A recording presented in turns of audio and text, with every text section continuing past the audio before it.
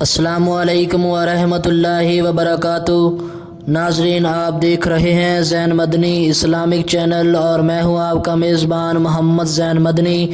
ناظرین، جیسا کہ آپ کو معلوم ہے کہ ہم ریاض الصالحین ریکارڈ کر رہے ہیں۔ آج ہم ریاض الصالحین کی حدیث نمبر 47 ریکارڈ کریں گے۔ آپ سے التماس ہے کہ ہمارے چینل کو سبسکرائب کریں، لائک کریں، شیئر کریں، بیل آئیکن پہ کلک کریں۔ بیل آئیکن پہ کلک کرنے کا مطلب یہ ہے کہ ہر آنے والی نئی ویڈیو آپ تک پہنچ سکے۔ نحمدہ ونصلی علی رسولہ الکریم، اما بعد فاعوذ باللہ من الشیطان الرجیم، بسم اللہ الرحمن الرحیم۔ ریاض الصالحین جلد اول اور باب نمبر 3، باب الصبر، صبر کا بیان، اور حدیث نمبر 47۔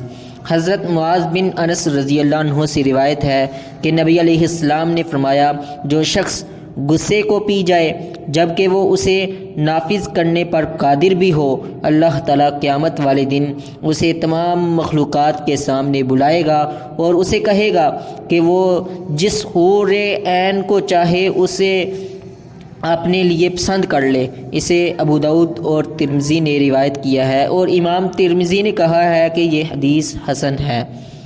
حافظ صلاح الدین یوسف صاحب نے اس حدیث کے فوائد و مسائل اخذ کرتے ہوئے پہلا مسئلہ یہ تحریر کیا کہ حوراء کی جمع ہے نہایت سفید رنگ کی خوبصورت عورت۔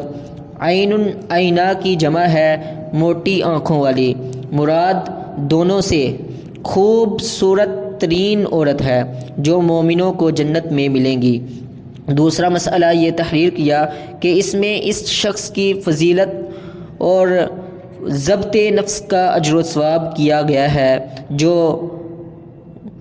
قدرت و طاقت اور وسائل سے بہرور ہونے کے باوجود محض اللہ کا حکم سمجھ کر غصے کو پی جاتا ہے اور غصے سے بے قابو ہو کر اپنی طاقت کا مظاہرہ نہیں کرتا۔